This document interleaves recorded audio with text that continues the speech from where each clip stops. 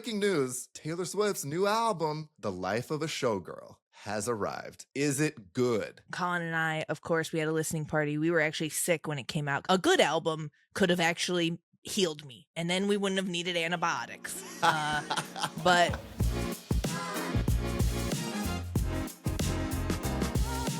Hello, my name is Tony Chinqui. And I'm Frances Mei Harden. And welcome to Social Rounds, the podcast in which two of the happiest surgeon dropouts you'll ever meet give our unsolicited opinions on the state's medicine, the world at large, pop culture, and whatever else we happen to find interesting. And guys, it's episode 9. And I don't know if you're paying attention in the intros just now, but guess who's back? It's MF and FM, motherfucking Frances Mei Harden is back, baby!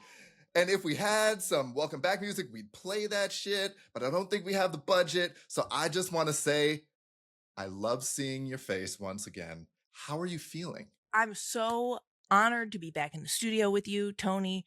Obviously, in a more honest sense and in the grander scheme of things, I'm not thrilled to be back stateside.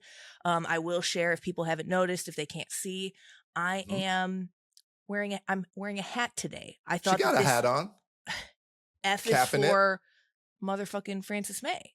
That's right. And, you know, I thought that this was like a nice lazy man's way of showing that like time has passed and character development has occurred. Like there was Frances Mei before and now there's Frances Mei in a hat. I mean, she's in a hat, guys. Looks great. I was going to ask, because I didn't know that you were coming on with the hat. I was going to ask, I mean, the bob looks great. Your hairs look fantastic. And this is just from me seeing you on Instagram. I was like, listen, the shortcut is working. And I don't know if the world of YouTube, of the podcast has seen it. But you know what? If you're curious, you're going to have to wait. You're going to have to come on back. Yeah, stream it if you want to see the bob. But this is so funny because I feel like you just immediately like poked a hole in my like full, of course, I spent a lot of time thinking about this, and I was like, okay, how are we going to do it? Came up with my whole hat gambit. I literally show back up. Tony was like, you know, I think the haircut like showcases it really well. Like you probably didn't need the hat. And I'm sitting here. I'm just sitting here like. I'm so sorry. You put in so much work. I mean, guys, the hat, it's a nice hat. It's a brown. It is of brown hue.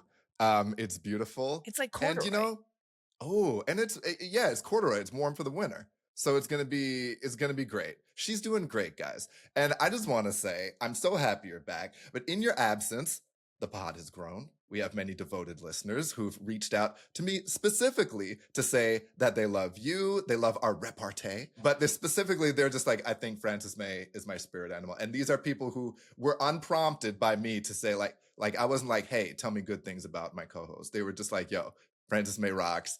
I just love her vibe. I feel like she's me. And they're super into you. So I want you to have that energy as you return. That's so nice. I will say that the way that I learned that I was maybe like a weird cat is just all the years of feedback and people being like, you know what I love about you? Like, you're just crazy, man. You'll just say what no one else would say. And I like look around. I'm like, did I say something I shouldn't have said? Because I obviously did not do that intentionally. Like you know, it's bad when people are telling you that you're the bravest person that they ever met. Oh my goodness. Oh yeah. And then you have to really do some self-examination of how you're coming across. But I don't think that's been the vibe, man. No one's been saying like, oh, she's so out there and strange. You know, it's just, no one said you were refreshing, you know, or just like a breath of fresh air. They just like your general vibe, which I think is always great. That's so nice. I know that you're just being nice because, like, I've been back for 10 minutes. I appreciate it. Yes. No, I'm trying to get it all in so that we can get back to, you know, the roast. What we really do. Yeah. I'm just worried. The roast show. But, I mean, speaking of, you know, we've had some wonderful guest hosts. They've come in to fill your shoes, but they really understood in the end it could not be done. But some of them had some aspirations, you know. So what do you have to say to our friends, our dear doctor friends who've come in to try to claim your spot while you were gone? You come for the king, you best not miss. You heard that? You heard that, Ryan Montoya, MD? You heard that, Joan Chan? I know you're very nice, but you were thinking it. you were thinking, and Janet McMordie, you're just sliding in out of Canada, but she's not here for it. Don't miss when you come from Frances Mei, because she's the originator. Well, I will say very interestingly, because I was looking this up, like literally in preparation. Again, I had 2 things that I like worked really hard on before I came in. I was like, we got to get the hat right. The hat's going to set the tone for everything. Hand took several minutes, several more minutes than you'd think. Yeah. No, I mean, I have actually like a pretty sizable hat collection. People wouldn't know, but they're about to find out. I was like, all right, new era, new me. You're going to see more hats. And then number 2 was I actually spent a lot of time looking at this quote and like its initial derivation. 1532, Machiavelli in The Prince. If an injury has to be done to a man, it should be so severe that his vengeance need not to be feared. 1843, Ralph Waldo Emerson's adaptation. Never strike a king unless you are sure you shall kill him. And then, of course, you know, I pulled in the Wire writer's version. I mean, guys, this is why you don't fuck with Frances Mei Harden. I mean, she's going to pull not only recent pop culture receipts, but strike fear into your hearts by digging into the Machiavellian archives. And that's why she's here. That's why she's the best. Okay, so let's get back into it. Back into what people love and come here for, just our banter around all the important stuff. So we're going to head into our first segment, which is news, in which we give our rapid fire takes on recent inside baseball medical news and outside baseball news about medicine out in the real world. And this one, we're talking about Nobel Prize recipients, because it just went down. The 2025 Nobel Prize winners were announced very recently. And I want to do a little dive into the story of the winners of the Nobel Prize in Physiology and Medicine. Mary Brunkow, I hope I'm pronouncing that correctly, Fred Ramsdell, and Shimon Sakaguchi. They are the laureates for the discovery of a part of our immune system that we didn't know we had and could hold the key to treating some very common, frustrating, and sometimes deadly diseases. So, as you no doubt have gleaned, if you've been listening for a minute, I love to teach. A fun fact about Tony is that Tony was a high school teacher very early in my adult life. So breaking things down for folks who don't know brings me a lot of joy. And today we're going to talk about a vital part of our immune systems, the T cell. And for those of you who didn't take molecular biology, or like most of us in medicine who promptly forgot that shit, once we finish the test, this is for you. Shout out to step 1. I hope y'all still not traumatized. So we're going all the way back. Imagine your immune system is like an army. It's built to fight off disease, right? So your T cells are like the special ops. They're like the SEAL team, right? You got 2 types of T cells, the helper Ts. They're the ones that do recon. They're constantly patrolling in your body looking for sick cells, which most of the time signal that they're sick by holding a fragment of a virus that's inside them out on the cell wall. So it's kind of like they're waving a flag saying, hey, I'm sick with this, with like the common cold. And so now, after that, your body has loads of helper T cells, and each is trained to identify a specific distress flag on a cell. And once they identify it, they don't start fighting themselves. Remember, they do the recon. And then they instead send out a call to the rest of the immune system to attack in force, including the second type of T cell, the killer T cells, which do exactly what the name says. They arrive on the scene, they lay waste to whatever the helper Ts have labeled as a threat. So I know what you're thinking. Wow, Tony, you make science come alive, and I cannot thank you enough. But how does this system keep from messing up, right? What prevents your immune system from attacking itself and from attacking your healthy cells? Well, the answer is all T cells go through like a sort of boot camp before they're deployed into the body in an organ called the thymus. So this is in your like lower neck, kind of upper chest area. It shrinks as you get bigger. And this is where any T cells that are for some reason primed to identify the body's own cells as threats, they're eliminated. So the problem is that system isn't perfect. Some bad ones always get through, and that, so in that case, doesn't that mean we should all be suffering from some sort of autoimmune disease because of this small percentage of T cells that are looking to attack us all the time?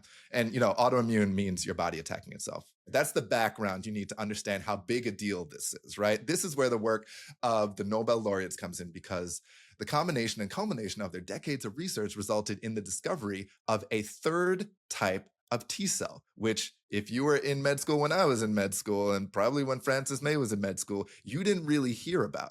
So in Japan, Shimon Sakaguchi discovered these cells way back in 1995 and called them regulatory T cells, or Tregs. And these are cells that calm down immune responses, specifically when your body is attacking itself. But at the time, other scientists were like, cool story, but you don't have evidence, so like, get out of here with that shit, right? Like, come back when you really know what you're talking about. And so the evidence did not come until over in the USA, Brunkow and Ramsdell discovered a single gene in our DNA that, when mutated, results in devastating autoimmune disease. But when the gene is healthy, it's actually the blueprint for creating the regulatory T cells that Sakaguchi discovered. So with the identification of the gene, combined with the discovery of the new cell type, they identified the reason why our immune systems aren't constantly attacking us. So Nobel Prize worthy, right? Not only because of the journey, but because of what it means, right? Like if we, like, let's say we could boost the number and effectiveness of our regulatory T cells. This could be a new frontier in the treatment of autoimmune diseases like lupus and rheumatoid arthritis, as well as a new way to prevent organ transplant rejection, which we haven't quite figured out yet. And even more exciting, they've already determined that cancer cells, they coat themselves in these Treg cells so that the body doesn't fight against them. That's part of their trick and why they're so clever and hard to treat.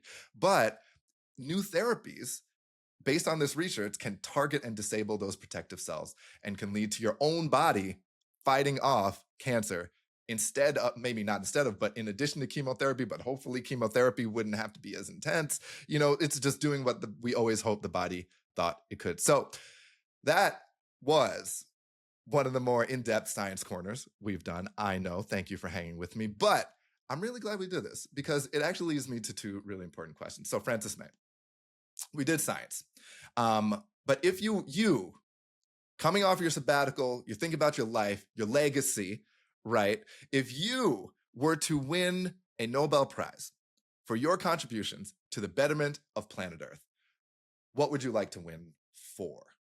What would you like to be known for forever? I liked your news. I liked your recap. I liked the presentation. I feel like you are maybe like the science teacher we all wish that we had. And I had some pretty good science. Yeah, I had good science teachers who made it like cool like that, and they made it kind of a vibe. Like, I mean, I love that you made it like a Shakespearean, like, don't step to me until you have the proof. Oh my goodness. Yes. You did. Yeah, you did. You set it up as like, I know these science streets are ruthless. Scientists are very mean to each other. They are. And you know, like the old tales and story structure. So you like overlaid the T-Reg, like if you come for the king, really, as a throwback, which I will also say, I have to say this, like, I love Joan and Ryan. I was playing a character. The hat made me too bold. I literally, like, I have to say, I have to put it out there on the record. Like, thank you guys so much for coming on. Janet, I don't know yet, but I already know that I love. So thank you to everyone for filling in. Yeah, the hat's really changed you. It took me like 5 minutes, and then I delayed, realized. It's pretty intense. It's kind of uncomfortable. I'm glad you've realized it. Yeah, just there was a little lag because I was like, oh my God, like, did I thank our friends? And then I was like, you know what? You went straight to Machiavelli and said, I'm going to come for your neck. Yeah, that's crazy. That's crazy work. Thank you guys. Y'all kept social rounds afloat in my stead. And so, no, I think that this news is amazing. I think that with the Nobel Prize, I will say, I'm happy to share my answer first if you want. Yeah, go for it. The answer, I think, genuinely would be like literature. Mm-hmm. But I'm newer to writing. Like, I am a baby writer by, I think, all definitions. It's been a couple-year journey, you know, finishing up my first book now. That being said, I do have the real insider info that I know that you are much farther along than me on your writing journey. I know that you have your sights set on that literature prize. And so what I came up with is this, like, I think, great compromise, which is where I get the peace one. And so maybe we do like a social round sweep. Well, I think that, you know, because again, I don't want us to be in competition. I want us to have the clean sweep. And so if you did literature, if you already had dibs on that, which I kind of think you do, then I will just like settle for peace. But how are you going to settle for peace? What peace are you going to How am I going to do it? Yeah. What piece are you going to bring to the world that people are just going to be like, yo, give her the prize? I'm a Libra. I'm all about harmony and such. No, I'm just kidding. I am a Libra, though.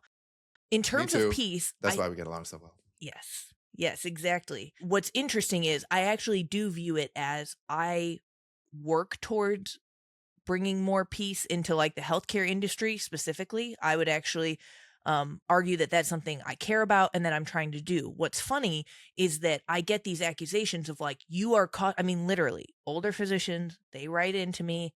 You know, one thing about older physicians, they're going to tell you what they think. And so if they can figure it out online and find me, they're going to send a message and it will say, you are the most toxic thing in medicine and you are sowing division. And what's wild is that's not true. The division is there. It's kind of like this top-down divide, and I'm just pointing it out. I mean, the greatest civil rights leaders of our time, they receive messages like this nonstop for their whole lives. I mean, this is what the fight is. And I think your fight is righteous, and it will ultimately, I mean, it is being recognized. Will it be recognized by the Nobels? I think so. I mean, it's going to go worldwide. And I think these are grand aspirations. That's what we got to have. If we don't shoot for the Nobel Prize, then what are we even doing this for? You know what I'm saying? Like, let's go just to be the absolute best we can possibly fucking try to be.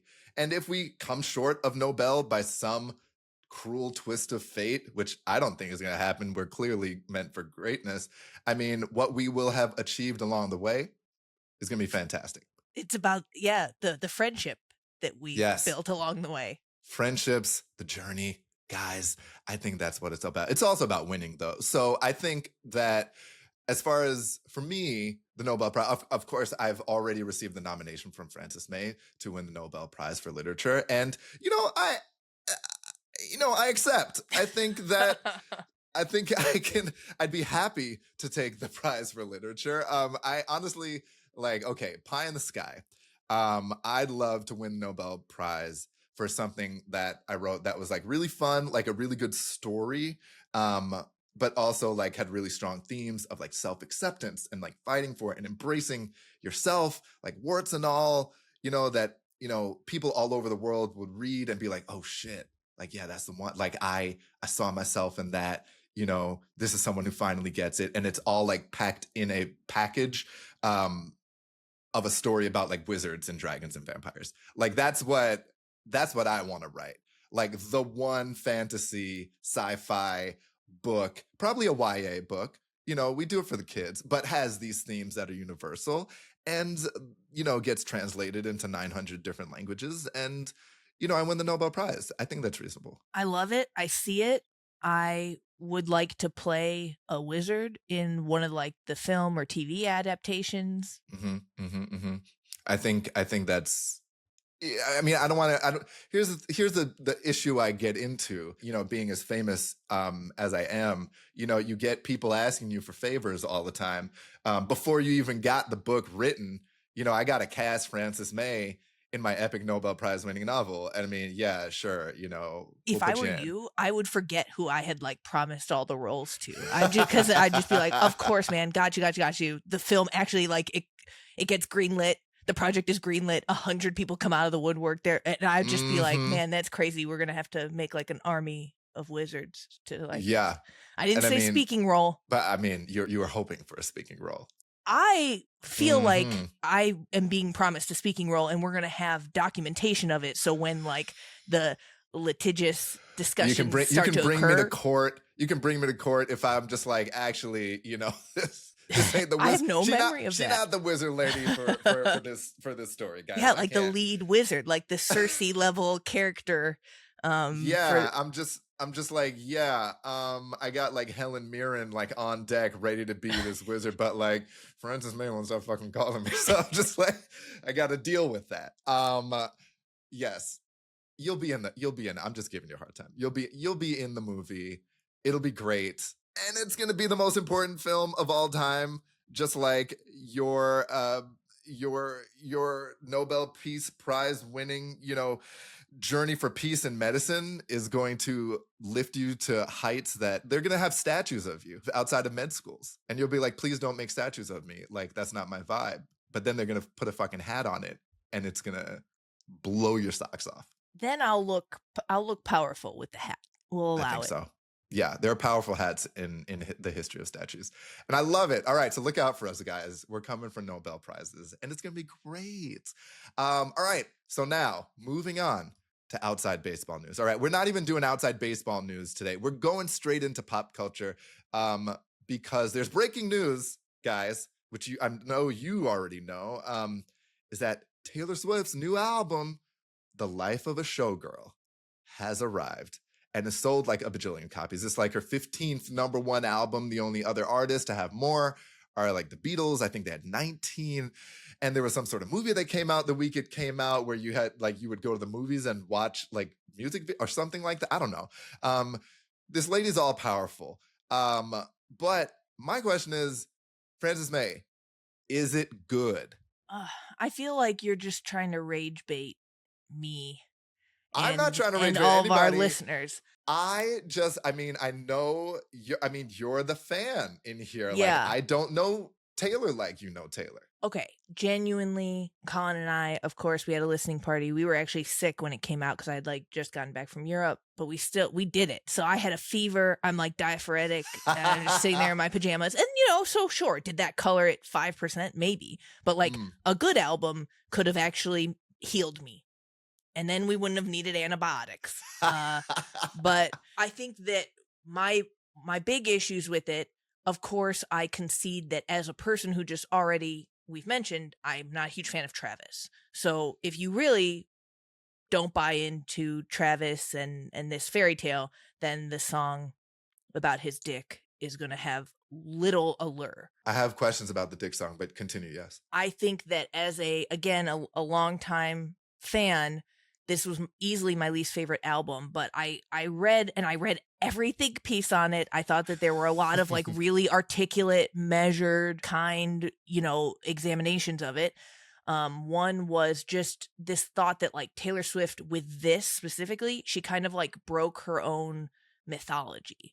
And like she has conceded, that she doubles back on a lot of things. And like, oh yeah, I know I said that a few years ago, but like that wasn't true. Haha. And I think that for me, that's interesting. Yeah. So is it like she's negating things from her past, or is she growing from things in her past? Or is that what we wish she was doing? And she's just saying like, oh, what I said before, I was just saying shit. I mean, I interpret it as the latter. I will also say that like, I'm very much on the train of like those first few days after it came out, all of the videos and takes and memes that were like, maybe Joe really did write folklore. And like, there's hilarious like Tree Payne, her PR videos of people pretending to be her calling like Jack Antonoff's team and Joe's team, because just at the end of the day, is Joe the one that she worked with, who she was also dating? Jack Antonoff. Yeah, well, Joe she was dating, and yes, Jack he's credited Antonoff, on a few songs as William Bowery. Yep. Okay, yeah, but he's been her friend for a lot of years. So her Jack Antonoff collabs for many, many past albums, it really was like this intimate, they've showed behind the scenes. It's like this intimate co-writing process. So she won with him on this one. Correct. What she did that was totally different here is that she just paid probably a lot of money to like the Swiss guy that she used who made all the beats, which are like incredible. Like Colin and I love the music, maybe more than the average album, but then the lyricism just like drove itself off of a cliff. It fell off. But the main takeaway, if I had to describe it in one sentence, I would say it felt like there was no one who was like telling her no. And it felt like all of her real, like people who just, it felt like a guy collected a paycheck and I love that. Because that is what I think when I go to like these movies by like big time directors who like had a big hit and made a lot of people a lot of money. And then you go to see their next movie and you're just like, oh, no one's telling you to edit this down. When I go to see, like, hate to say it, but like when I go to see like Christopher Nolan movies, like that are 3 hours long, and like when I went to like watch Tenet, which I thought was trash, and it was just really expensive, beautiful looking trash, but like I'm not having fun. I know that I'm a smart person. I should be able to understand a movie, and the fact that I can't understand a movie is upsetting to me. And no one told you like, hey, this shit don't make no sense. And then every story that comes out is that every actor had no idea what the story was about. I'm just like, see, Yeah. this is where you need people who you Yeah. trust, but you need people who are just like, I got to tell you no on this. I got to tell you to pull back on this. And then if you don't have that, you have a showgirl sort of situation. And like Wood, which I know you wanted to talk about, I see it in the show notes. Like Tony It's in the literally show has notes, guys. like asterisk, like really want to talk about Wood. Okay, I'll let you get to that, whatever weirdness that's going to be. But it could have been much more subtle, right? It could have been much more subtle. I think that for those of us, myself included, I've been coming for the lyrics this whole time. The music is the tunes are actually have always been secondary to me. It has been the music from the lyrics from day one. And so having an album that has like meme, dickmatized, trolls, like it's like, what? It really did lose me. All right, guys, just as an FYI, I have not listened to this album through. I've listened to the snippets. I do a quick pass if I don't love it. The song sounded kind of boppy, as I went through, but then I'm just like, well, who's bopping a little harder these days is like Sabrina Carpenter or whoever. Like, it's just like, if you're doing pop music, like I need you to reach that level of like really super catchiness if the lyrics are going to be kind of simple. You know what I'm saying? Yeah. But there's apparently, for those who aren't in the Taylor oeuvre, as the French say, oeuvre, forget it. There's a song. There's a song called "Wood," which is about Travis Kelce's dick, and I gave it a listen. That's the one I listened through because I'd been hearing about it. Right? I've been hearing about it. I've been hearing about it, and I was just like, this song is like very loose with the innuendo, just like every erect penis analogy you could hope for that you would come up with at age 14. You know what I'm saying? Like, this isn't sophisticated penis stuff we're talking about here. Like, this is like real basic, like maybe like real basic. I want my really simple football player husband to understand, like, hey, no bones about, don't get confused. This isn't poetic dick we're talking about. Like, I'm talking about yours, and I'm going to compare it to a mighty redwood tree. That's what I'm going to compare it to, just so there's no confusion. You can tell your buddies. Like, I was like, all right, Taylor, like, you're damn near, she's not damn near 40, but she's like on the other side of 30, right? Like, is this how we talk? Is this how we talk about? Maybe we do, but I didn't know. I mean, somebody did tweet, I feel like she had to write this album at Travis's reading level, which that is what it's giving. I mean, Travis, I think you're a nice guy, bro, but I know, we're not talking you're a Rhodes Scholar or anything like that. You're a simple, nice guy. You play football good, all right? We know that. You catch balls and you get hit in the head quite often. And, if this is the dick song for you, then more power to your relationship, I guess. But like, I feel like that's the song you would write as a joke in your house that you would like play for your spouse, like between the two of y'all, and just have fun, and then have lots of superstar sex or whatever. But like, is that for us? I don't know if that's for us. To me, Lover, but even Midnights and even some of the ones in between, some of the songs off Folklore and Evermore, felt like she was really in love and had something real in her life, and we got like a teeny peek into this very like magical, intimate thing. That's what it just felt like to me as a listener. I'm not saying this parasocially. I don't care that much. I have a hat. I have other things going on in life. Like you really do. But what this felt like was actually the total opposite experience, which is very superficial. We're all in on it. Like, it's her partner in the relationship and the world as like a more superficial, showmancy. So maybe it's a showgirl commentary that is like so many levels deep and ironic that I can't like wrap my mind around it, and and then that's fine. Then it was totally too highfalutin for me. And guys, Tony and I both just turned 31. So we are in our more sophisticated dick era. Like, I'm just not here for Wood. Not here for Wood, guys. Listen to Father Figure. Tony, listen All to right. Father Figure the Yeah, whole way no, through. it's all the way through. Okay, I'll listen to all the All way the way through. through. That one's I'm happy to. I'm happy to, like, tell me. I do well with context to help me appreciate things. So go for it. again, I'm not a musical genius. Father Figure sampled the old George Michael song. So Father actually, Figure, like yeah. Father Figure has a lot of layers, and like my friends who are into music theory and like have followed Taylor for a million years for the music theory side, this is objectively really interesting what she did. She sampled George Michael's Father Figure, but that song is kind of this interesting predatory relationship.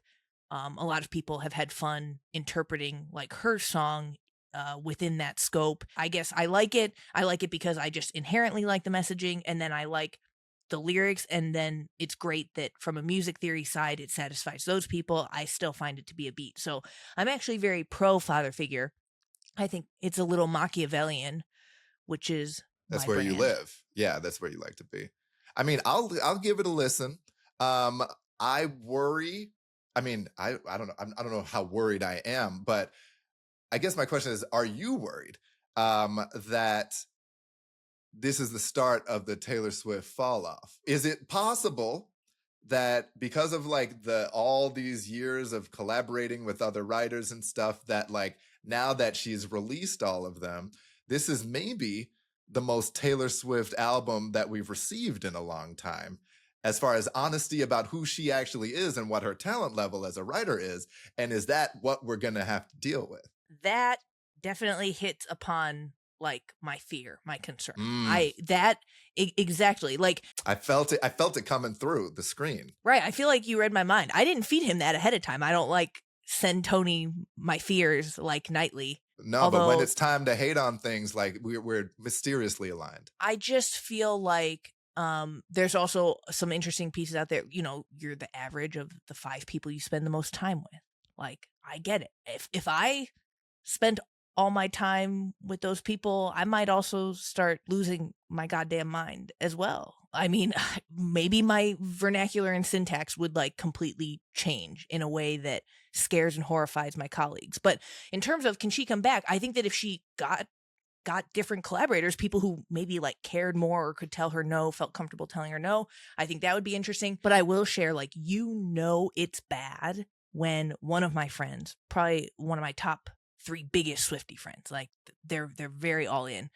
They called me like last week, and again, I've been sick. I've been catching up on work post sabbatical. I'm just literally sitting there working. They call me, they hit me with like a 15-minute long rant about, I've been thinking a lot about it. And here, I know you didn't like the album. I've actually come up with, I think I understand better what has happened here. This is her 12th album. She deliberately made it not very good to get our hopes down, because album number 13, of course, huge, the 1-3-13 symbolism for her, is going to be her best album ever. And so like this was a very long, deliberate tanking of like album number 12. I was like, oh my God, I'm so sick. Like, and I'm doing something. I have like some deliverables. Like, you get out of here. Oh my gosh. That's a little much. But I respect the delusional hope of those who are very much in the hive. But I do want to get us bounding into our final piece here, if we have a few minutes. I want to get to social rounds, and it's a great transition as we were just talking about this predatory father figure song. But take us into social rounds, Frances Mei. Okay, our next segment. This is where we become your life attendings, because it's abundantly clear that many of you out there are in desperate need of guidance, and we've got the kind of wisdom that only comes from running out of fucks. In case you couldn't tell by the entire episode by now. So here's our question of the week, guys. So in the medical world, just like the world at large, the medical world is full of relationships that are both appropriate and inappropriate. But when you're in one of those relationships, we know that nobody can tell you shit because like you're in love or you're infatuated or what have you. But you know what? We can tell you shit. That's what we're here for. And we're going to get into this right now for all the trainees, all the incestuous people doing things within the medical world. This week's question: what difference in training levels makes a relationship officially predatory? And I want to start with you, Frances Mei, coming off of of some father figure introspection. You are crazy for this one, Tony. This is one we got to get into because I've seen too much of this shit. I've been a part of too much of this shit too. So we gotta set the world right. Yeah, I'm very interested, and I hope that you were on the right side of history in all. I hope so. The situations I don't think I was, but we'll get. Tony's like, yeah. That is true. Were there many younger women? Maybe. Like, you're like, and we got to clean this up for all of medicine. I didn't say younger women. I said inappropriate training level, relationships engaged. Okay. But, do as I say, not as I do. I'm trying to set things right and get my karma back up, for whatever comes after. Yeah, that's good. Those who can't do, teach. Correct. Okay, so what difference in training levels? I mean, what's really tough is that I just feel like these things are defined by, and the right answer is just that, like, when it works out, I don't know, then it feels like it's not predatory. Like, when it works out, I'm just saying that because I am hesitant. I'm like trying to think through on the fly here, like, well, what number of years? But like, I may even have friends, or I may know couples who are like lovely people who are 3 training years apart and happily married with kids. Like, yeah, I don't know. I'm probably not going to call that predatory. It is a really tough thing because with that, I'm a romantic. I'm going to be like, that's fate. That's beautiful. They have like a lovely family. That's not predatory. You're romantic? But I'm a romantic. You are? I feel like I've been scolded for my romanticism. You're more romantic. I'm just saying. Okay. Yeah, you're more romantic. I'm just saying, like, I'm not gonna like shit on this nice family. Like, it's tough because that's kind of, there's like this selection bias. Like, I'm just saying some couples actually make it and build a wonderful life together. And then I think it's hard to say, well, that was like a predatory differential in training levels. Even if they end up having a beautiful life together, I think you can still call the beginning of their relationship, based on power dynamics that were around it, you can call one of them a predator. Okay, well, okay, fine. So I don't mind. I don't mind being in the hot seat. I can do this on the fly. I would say, I would say a 5-year training level difference to me feels pretty. I mean, yeah, like I feel like that. I'm willing to put my weight behind that. That feels clean to me. Let me mess it up for you. Let's get grimy with this, okay? Because I know, like, if you have people who, like, they meet, it's about when you meet each other. In what context? In what context? I'm talking, like, institutionally. You're in the same institution, okay? I know this makes you feel, nauseous already because you think it's gross. But let's say you are a medical student and you do a urology rotation because you want to go into urology, right? And then you hook up with a senior urology resident thereafter. Maybe you date, maybe you just mess around, but you engage in some sort of relationship there. You're a med student, they're a resident in the residency program that you would want to go into. How do we feel about that? I mean, obviously bad. That feels like a softball. Like, I mean, and also that even meets my criteria because you're describing an M3, like maybe on later rotations or doing some elective ones. That's how they're in urology. And then you're describing a senior urology resident, which in contrast to medicine, because I do think like, medicine's shorter. So you could be like a senior medicine resident and only a PGY 3, right? Versus like this person's at least a 4, if not a 5 in urology. Handily meets my 5-year differential, like absolutely no fly zone.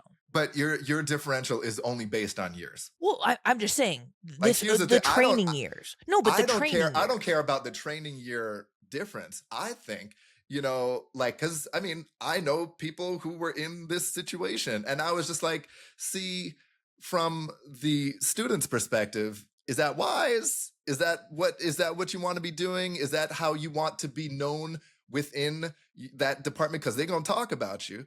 Are you thinking ahead? If you're the senior resident, are you recognizing, how the power that you hold in that, in your difference in training levels is affecting how you even start to get to know this person, what, how you influence them, whether they, all the parts of your relationship. Totally. It's not just about the years, it's about like the power. The power And I differential. think I think the power differential, those things factor into so many relationships in the hospital.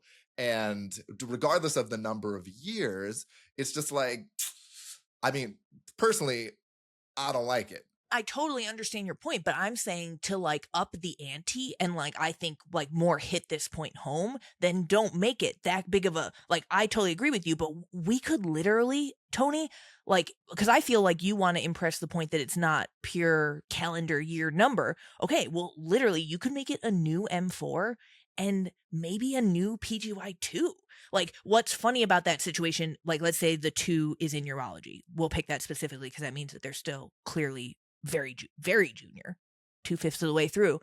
That 2 doesn't have power in like the realer sense. Like, they might not have clout in their department. They definitely, we've all been fresh PGY2s. Like, you don't have a lot of power. But exactly, it even goes back to just the perceived power. Like, even though that 2 is just like a clown, the amount of power that a new M4 who like loves urology and looks up to urology residents, it's going to be immense already. So, I mean, yeah, it's not even about the age differential or the years of training differential. It just really highlights, like, I would even be willing to push the thought experiment to the point that that person is an intern. And, a fresh urology intern, no one else is like really scared of that guy. But when you're looking at from the M3, student, M4 level, you'd be like, they're a superstar. They're already a fully cooked adult and genius and surgeon to you. Yeah, they've already achieved this major thing you want to achieve. You're going to look to them for advice. You're going to be like, oh, how did you do these interviews? How did you practice for this test? What are you doing to impress people? Like, they're always going to be one step ahead of you on the ladder. So, that's kind of the beginnings of the relationship. And I just think, it's weird. It's tough, to have anybody achieve long-term any sort of equal footing there. Like, of course, maybe you could, but I think it's dangerous on both folks' sides. Is it kind of gross? Like, yeah, I think it's kind of gross. And so, like, maybe you have your happily ever after. I see more of them crash and burn, but like, if we were to be giving advice here, all right, if this is the last thing we're gonna say, like, for people who are looking to, not necessarily looking to, but engaging in already, you're engaging in inter-training level relations, at your institution, what should people look for to see if this is real, if this is healthy, or should I just get out now to save my brain? I mean, I gotta say get out now, but like, universally get out. I'm going to say get out, but what is really tough, this is like such a bad catch-22, Tony, because I'm just telling you, let's say we're giving advice to our younger selves. If you tell me this is just not a good idea, this is not very smart, do you really want to do that? Then I'd be like, I'm tripling down just because you said that. So I guess I'm just sharing openly, I feel afraid and I feel like this is a lose-lose situation. Because, yeah, absolutely, if I'm ever going to shoot someone straight, I would be like, get out. I have no interest. I don't think the juice is worth the squeeze. And definitely, I think that that's very true in terms of some of like the career consequences and implications that it can have. But like, again, to some people, that risk and danger, and I'm telling you no, they're like, don't do it, you say? That makes it much sexier and more appealing to me. I'm gonna do it now. They're like, I was on the fence. I heard you guys. Yeah. I heard you loud and clear. Now it's much hotter to me, and I'm going to do it for sure. Yeah. I don't want that blood on my hands. Just legitimately, maybe leave me out of the discourse altogether. I would like to be excluded from this narrative. Wow, we're taking it all the way back. I think you're right. Honestly, yeah. What's the point? What's the point, Frances Mei? Why even try to give anybody advice? We should just call it. Just cut off the podcast now. You guys are going to do whatever the fuck you want. Okay, just know that we're disappointed. Yeah, right? Exactly. We'll be disappointed in you. No, but I'm serious though, Tony, because I want your perspective, because like you are a dad, and I know that like parents grapple with this. It literally is like, how do I discourage you in a way that's actually going to be effective and not like secretly encourage you. You can't tell your daughter like, okay, I don't want you dating. Here's what I'll say, because I know that the sexiness of getting with someone who has achieved something you want to achieve, like you kind of look up to that. It is very enticing. The power dynamic is enticing. You know, like all that stuff is very sexy. Understood. My advice is not to just, I can't tell you to run because then you will run towards them. But I would invite you to start asking some more intimate and important questions of your partner, just to like get past the glamour of all the bullshit, right? Get past the glamour of like, oh, they're doctors, I'm just trying to get, or they're attendings and I'm a resident, like, you know, like get past the glamour of the status and take a step back and just be like, okay, what do I actually like about this person? And how much of me do they actually know now? You know, they know of my accomplishments. You know, they know what I do professionally, but how much of me do they know? Do they know about my hat collection? Do they know how many like versions of reading glasses I have? You know, like, do they like, are they curious about that? How curious are they about me? And how curious am I about them? If the answer to that is very on both sides, more power to you. I wish you all the best of luck. But I want y'all to be looking out for yourselves and who is actually a good partner versus who's convenient and sexy in the short run. Wow, I feel like I got gentle parented just now. That's great. And that's a good answer. I feel like if you even had to do a fast litmus test, it's like, would I date this person if they weren't my senior? It's a great place to start. If this person was not a doctor, would I date them? Are they still sexy without the doctor? I think you'll find that a lot of us aren't. I will tell you that a lot of doctors aren't sexy with the doctor. So, like, open your eyes. Yeah. Troubling. Okay. I think we should wrap. On that. Our advice / not giving anybody advice because y'all don't listen anyway. Frances Mei, do you want to take us out of another lovely, successful episode? I know that I'm just like telling on myself, but that is true. Like, I won't listen to anyone and you just can't tell me anything. Like, I have to, even Colin for years, I come to him sometimes. I'm like, wow, I fucked that up so badly. He's like, yeah. And I say, oh, you weren't going to say anything. He says, I find that it's better we just let you do it and then you learn. And I'm always like, are you experimenting on me? Like, you should have just said something. But he knows me. Some of us will just not listen. But do the doctor test. If they're not a doctor, would you still have sex with them? And with that, another successful, legendary episode of Social Rounds. If you enjoyed this episode, please subscribe, rate, and leave us a review.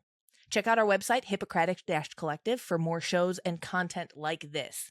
Thank you for tuning in. We will see you next week for the Halloween episode. It's going to be spooky. Although I don't know anything spookier than what we're talking about. This power differential and dating at work. Bye.